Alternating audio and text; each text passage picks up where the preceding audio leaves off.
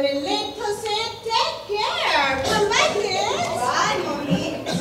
ઊભી રહું છું. મારી મમ્મી બી કિટી પાર્ટીમાં હશે અને મારી બેન એકલી હશે. ચલો બાય. બાય.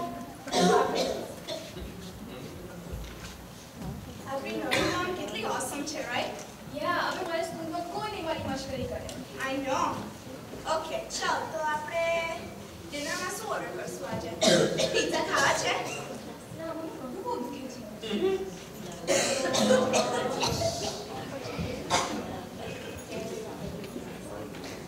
તો પાસ્તા ઓર્ડર કરીએ? ના, મને આજે ટેકા નથી ખાવું.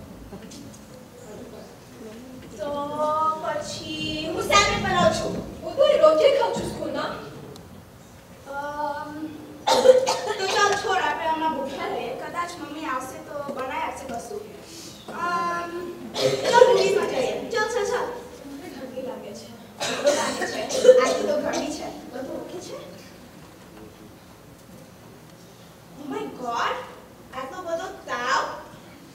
તું અહીંયા આરામ કર, હું મમ્મીને ફોન કરું છું, ઓકે? મમ્મી ફોન ઉપર. ફરીથી ફોન ઉપર. Come on mummy, please mummy.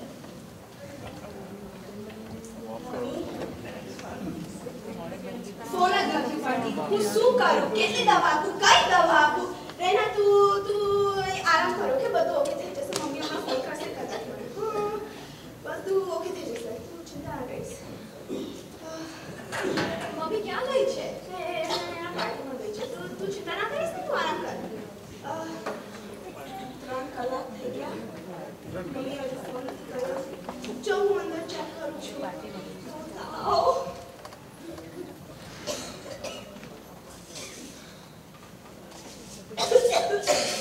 કદાચ આ ચાલશે. એક લઈ લે.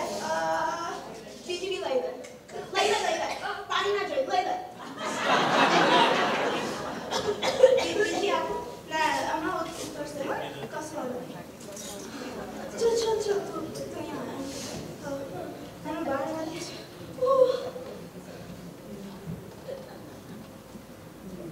Hello kids. હેલો.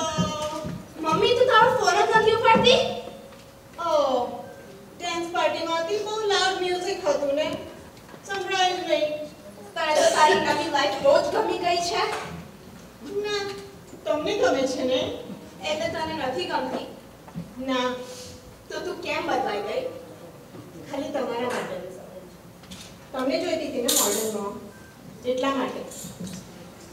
પણ આજે એક વાત કહું બેટા, જ્યારે તમે નાના હતા ને, ત્યારે તમારા પપ્પાને કેન્સર થયું. 1 મહિનાની મોહલત આપી હતી ડૉક્ટરે. ને એ મહિનામાં તમારા પપ્પાએ ઘણું મને કર્યું. હંમેશા કહેતા હતા, તારા કપાળ પર જે મોટો તું ચાંદલો કરે છે ને, ખૂબ સુંદર લાગે છે. જાણે કે પૂનમની રાતમાં ચાંદલો. હું આ દુનિયામાં ના રહું, પણ તું એને ભૂસીશ ના.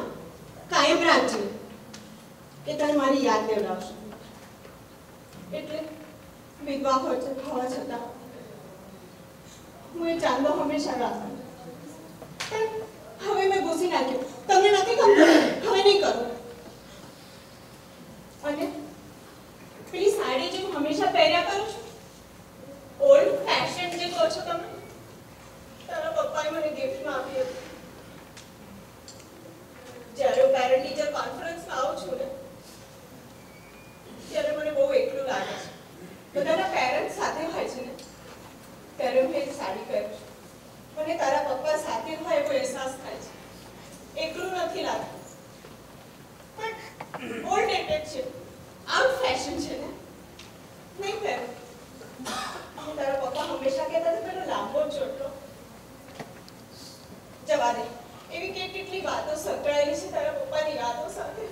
પણ આજથી મેં ભૂસી નાખી. તમને મોડર્ન મમ્મી જોઈએ છે ને?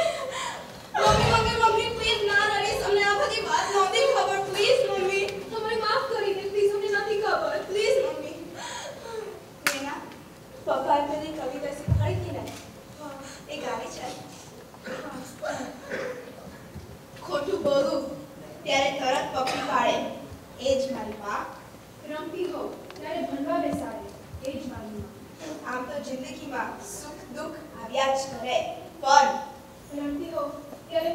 એ જ મારા ભૂખી હો ત્યારે શીરો જમાડે એ જ મારી માં. બીમાર હો ત્યારે દવા ચટાડે એ જ મારી દુનિયામાં ભગવાન કહે કે હું સૌથી મોટો, પણ તકલીફમાં આવો ત્યારે ભગવાનથી બિલાડે એ જ મારી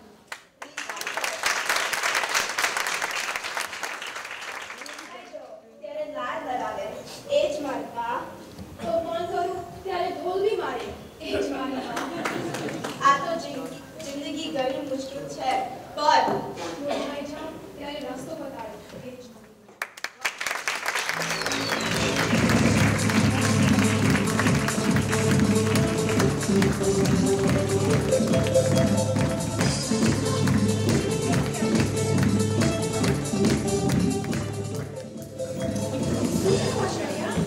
મારી મમ્મી એટલી બદલાઈ ગઈ છે કે ઘરે ઘૂસી રહેતી હવે રોજે પાસ્તા ચિપ્સ અને ટેકઆઉટ ખાવું પડે છે. કંટાળી ગઈ હવે. શું કહું તો મને બહુ શીખવાડતી હતી ને હવે હું તને કશું શીખવાડું. હું કહું છું કે તું તારી બેબને બા બનાવે માં, બા કે મોમ જે બોલો એ, પણ માં એટલે માં, બીજા બધા બગડાના બાપ.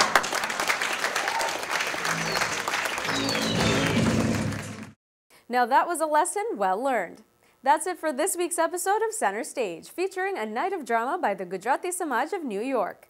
Be sure to keep sending us your invaluable feedback by emailing us at cs@globosatent.com. And don't forget to visit us on the web at gen-i.us.com. Thank you so much for joining us. Until next time, I'm your host, Juhi Desai. Sahara Pranam.